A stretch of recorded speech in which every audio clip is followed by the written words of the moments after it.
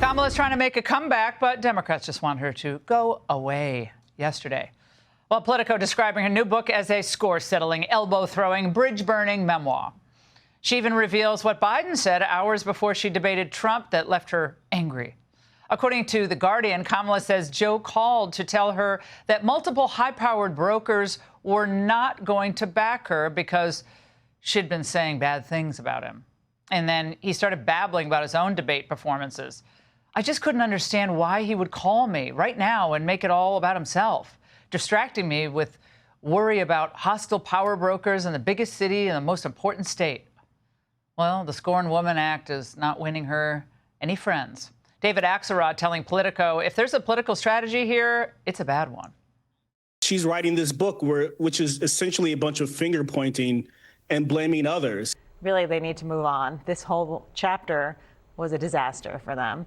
I think by this book, the rest of the party does want to move on, but she's making it very clear, you're not moving on without me. Do you think Kamala Harris would be a strong candidate in 2028? Yeah, I think that's a question for the voters to decide.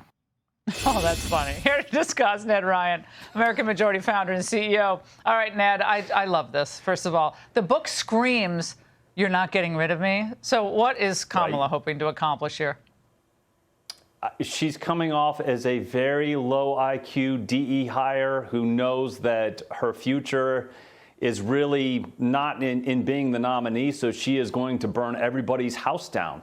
I mean, I agree with Axelrod. Very, very rarely that I agree with him, but I don't see any political path forward with what she's doing. I mean, but the glorious part to me, Laura, is she really is a creation of Democrats' identity politics.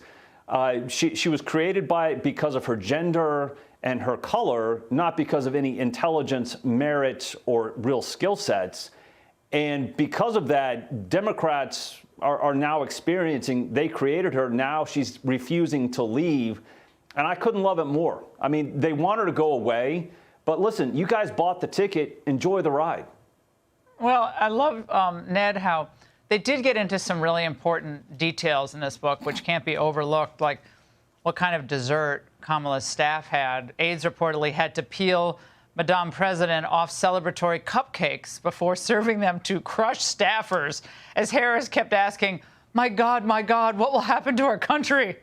Just desserts, Ned? I'm looking at this going, it only highlights, again, obviously, she's a talentless hack who's no longer useful to the party, but also highlights how weak and indecisive she was. She's in her book is demonstrating yet again she didn't have the courage or the ability to speak out about Biden's really dementia. And then she even admits, I didn't pick Pete Buttigieg because he was gay. I mean, she just comes off as weak and indecisive, complete inability to actually be in a position of authority and decision making. And yet somehow, somewhere, someone thought this was a good idea to publish this book. There is no good end for Democrats in this entire situation with Kamala Harris's. It's not a comeback tour. It really feels like a revenge tour, and I couldn't be happier. This is a real gift to Republicans.